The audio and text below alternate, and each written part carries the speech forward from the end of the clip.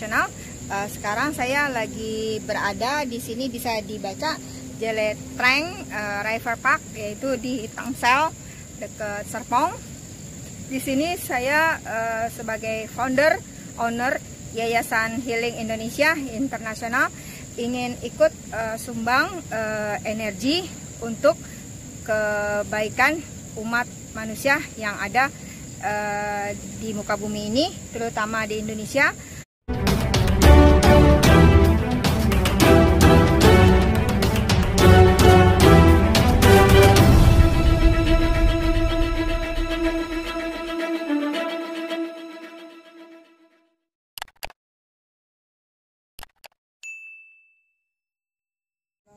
Atas kehendak-Mu ya Allah, hamba sebagai mediator di sini agar berusaha berdoa memanjatkan dan memancarkan energi agar virus corona yang melanda bangsa kita segera berakhir secepatnya. Tidak ada musibah lagi yang akan terjadi.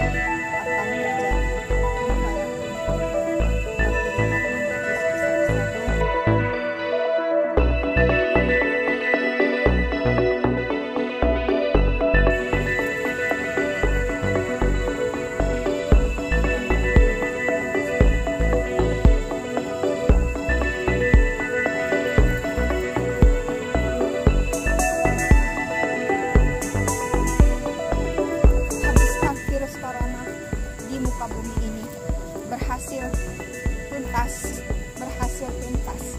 tidak ada lagi corona yang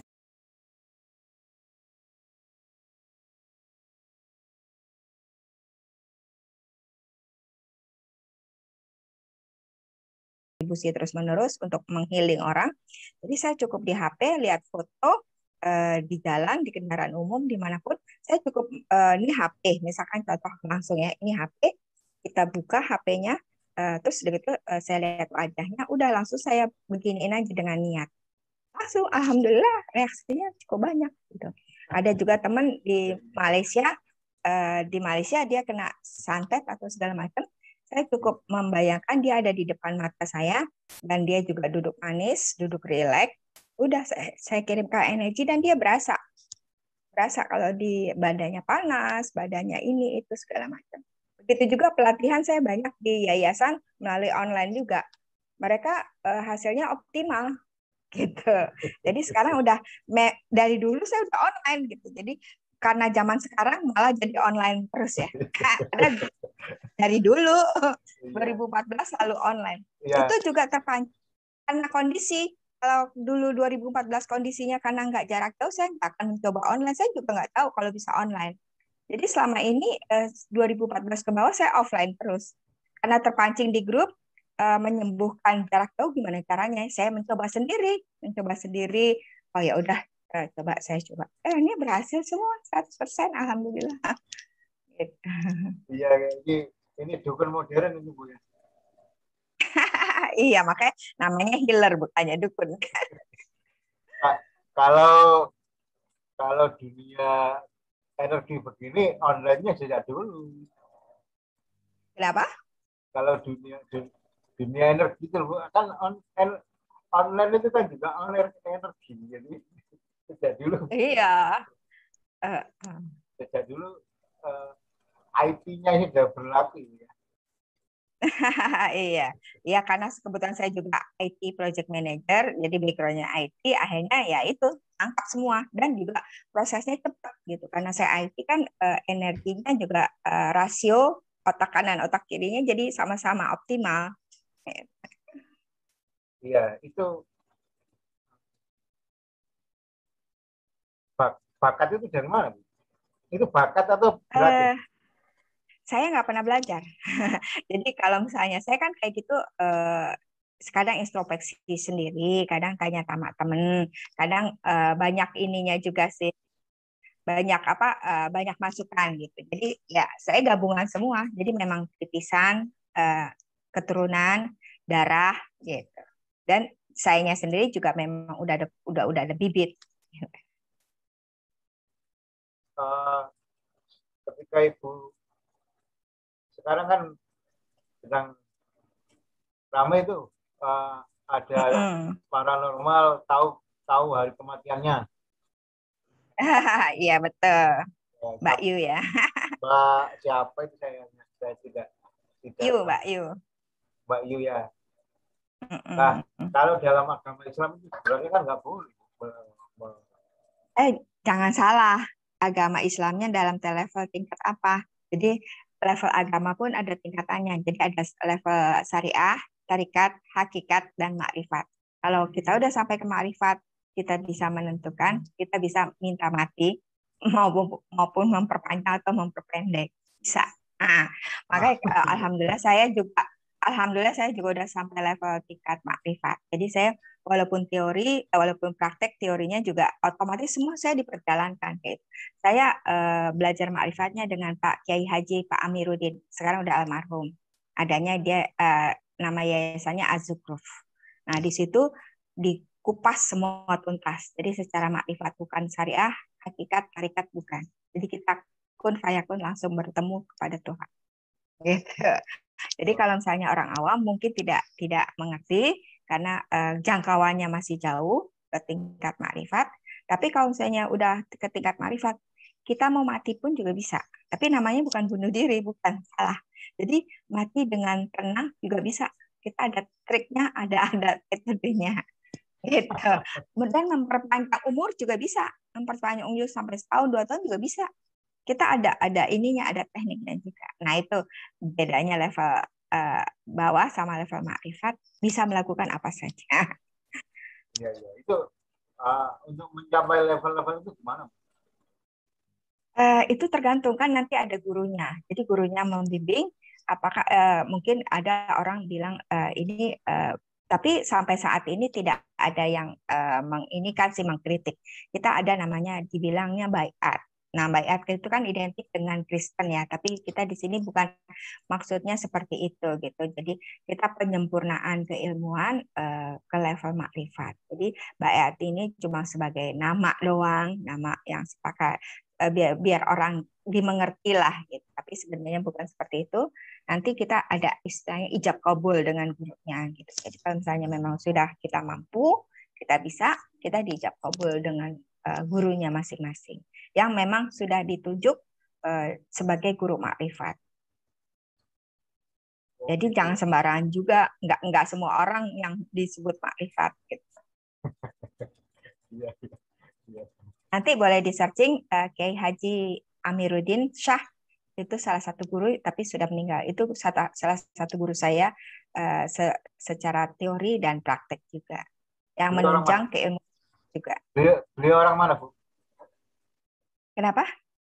Orang Sumatera. Sumatera. Kebetulan saya juga Sumatera. Ya, ya, Padang. ya. Ya, sebenarnya dunia yang Ibu geluti ini kan tipis gitu loh, tipis. Orang kalau tidak paham betul bisa tergelincir gitu loh ya. Bisa tergelincir ke misalnya sirik macam-macam itu. Ya, betul. Makanya Nah, kita untuk hal-hal menjaga seperti itu, Bu. Untuk menjaga agar tidak tergelincir seperti apa, Bu? Nah, sekarang kita jangan lupa kalau misalnya spiritual itu kan dipakai apa? Rasa kan. Saya IT-nya 100%. Jadi semuanya saya balikin. Apakah ini benar? Apakah ini benar? Apakah ini benar? Benar ini pakai apa? Rasio. Nah, pakai akal. Jadi supaya tidak tergelincir, kita menjurusnya kemana nih? Gitu. Kalau misalnya ini benar, ayo jalan. Kalau misalnya ini tidak benar dan tidak nyata dan tidak terbukti, tinggalkan. Gitu. Ya, jadi akhirnya kalau saya pribadi, untungnya saya semua diperjalankan. Jadi semua yang diperjalankan itu ya memang udah benar apa adanya. Jadi kalau yang nggak benar, langsung di reject atau kelempar sendiri. Iya, iya. Ibu Ani Muslim kan? Ya, Muslim. Tapi kalau misalnya kita udah level makrifat di sini, kita sifatnya universal. Apalagi kita kan mengcover semua agama. Saya juga dulunya waktu masa pencarian, saya ke semua tempat. Jadi ke Buddha, ke Hindu. Jadi kita bukannya ngikutin ritualnya. Jadi kita ingin mengetahui, menggali keilmuan mereka tuh seperti apa, pengetahuan mereka tuh seperti apa. Itu keilmuan semua yang kita ambil, kita cover. Bukannya berarti kita ngikutin ibadahnya atau apa, enggak. Jadi otomatis kalau misalnya istilah mereka kan meditasi, kita juga ada namanya tafakur. Nah, kan cuma beda namanya aja kan. Di Muslim kita tafakur, di Hindu, Buddha dia meditasi. Padahal itu namanya ya itu juga. Jadi penamaan aja kan. Agama kan juga cuma nama aja. Sebenarnya kan keimanan di dalam diri kita yang penting. Jadi ada orang yang untuk mencapai tingkatan mungkin seperti ibu itu salah satunya kan dengan memantapkan ibadah, sholat, Betul. zikir, Betul. beramal, puasa gitu. Gimana Bu? Apa ibu juga melakukan hal-hal seperti itu? Itu udah spontanitas mungkin ya, karena saya terpilih dan tertunjuk. Saya dari kecil udah rajin puasa, udah rajin beribadah, sholat. Saya tanpa ada yang nyuruh. Saya Senin Kamis rutin dari kecil itu, tanpa disadari. Saya pun juga dari SD udah digembleng sekolah madrasah. Jadi begitu saya SD yang umum dari pagi, sorenya sampai malam saya madrasah dulu sampai 6 tahun. Itu tanpa direkayasa ya. Gimana Dan Bu? SMP Kecilnya gimana? di Cideng, saya Jakarta Pusat, Cideng Barat. Oh, bukan di Sumatera. Oh bukan, saya lahir Jakarta. Oh, lahirnya Jakarta. Jadi Padang itu Sumatera itu cuma orang tua aja. Jadi saya pun juga nggak jago bahasa Sumatera, Lalu asli Jakarta. leluhurnya aja ya yang di Ah, Minangkabau ya. iya. Leluhur turunan. Nah, mungkin kalau Muslim kurang mengerti reinkarnasi, saya juga tahu semua. Ya, ini kalau kalau di ilmu perdukunan Bu ya, Mm-mm. yang sudah heboh itu kan misalnya di Jawa Timur ini ada kalau nggak salah ini maaf saya kalau nggak salah namanya Ningsi Tinampi Mm-mm. yang bisa mendatangkan eh, apa mendatangkan setan-setan gitu. Iya. Lalu pasiennya Bu, Ibu tahu Mm-mm. pasiennya itu sampai Indian tahun 2021 dulu waktu tahun 2019 Bu ya. Oh Jadi gitu. hebohnya pasiennya itu sampai tahun 2001. Dan memang Mhm. kenyataannya di rumahnya itu banyak orang menanti gitu. Mhm. Tapi tapi waktu itu saya juga heran, kan itu biasa aja misalnya penyembuhan pakai begini-begini kan biasa. Ya itu menurut itu gimana fenomena bagaimana orang sampai antri begitu banyaknya untuk minta penyembuhan gitu. Dan kebanyakan itu karena setan itu tuh. Apakah setan Mhm. itu energi misalnya? Oke, pada saat saya berkecimpung, saya juga pernah ngalamin misalkan paranormal yang terkenal lah. Sekarang dia udah ambruk, udah jatuh miskin. Jadi mereka itu semua pakai mediasi gitu. Mediasi di sini jin lah, apalah, apalah, apalah. Tapi kalau yang menggunakan itu akhirnya nyawanya melayang. Saya juga pernah punya tetangga istilahnya orang tua anak saya gitu, murid teman-teman anak saya orang tuanya seperti itu. Dia juga pegangannya artis. Saya juga tahu pokoknya apalah namanya gitu ya. Saya nggak sebutkan. Dia memang punya kamar gitu. Jadi punya ritual dia mendatangkan segala macam untuk ya istilahnya penglaris artis lah, apalah apalah gitu. Tapi begitu saya kenal 2 tahun apa meninggal gitu. Jadi apapun juga yang menggunakan mediasi seperti jin, setan segala macam akan berakhir buruk. Makanya saya tuh alhamdulillah dari awal tidak pernah seperti itu. Karena kalau misalnya kita mempunyai pengetahuan, kita ada level tingkatannya. Level bawah kah atau level atas gitu. Kalau misalnya level bawah dia bermain dengan jin. jin, setan, segala macam dia bermainnya dengan itu.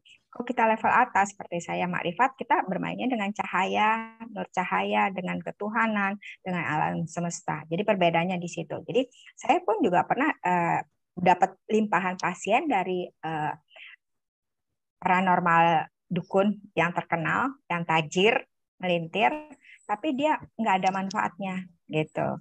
Nah pada saat itu misalkan dia ke paranormal si A, di sana dia cuma hanya peragaan aja, atraksi aja, jadi pakai keris terbang, keris melayang, tapi dia tidak menyembuhkan sama sekali. Akhirnya mereka ke tempat saya untuk minta penyembuhan gitu. Jadi ya triknya ya begitu, cuma pamer keilmuan aja tapi tidak ada kosong. Pamer keilmuan itu juga dia menggunakan fasilitas kayak jin segala macam. Ya, Ini ya. bukan dirinya sendiri. Jadi mungkin yang mirip itu yang ini ya, yang Jin dan kawan-kawannya itu.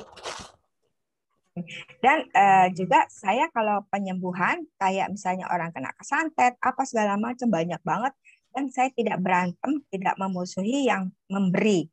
Saya hanya sifatnya membuang aja dari dulu gitu. Alhamdulillah saya terproteksi seperti itu karena saya tidak berhadapan dengan orang yang memberi santet tersebut. Saya tidak berperang.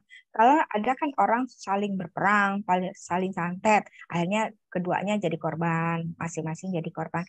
Saya dari dulu nggak pernah prinsip seperti itu. Saya hanya membuang keikhlasan Tuhan. Ya udah terserah Tuhan mau balasnya seperti apa.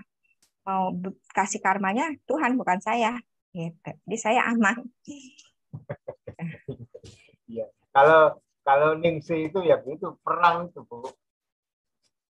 Ningsi yang di Pandaan itu perang sama jinnya itu, sama setannya itu.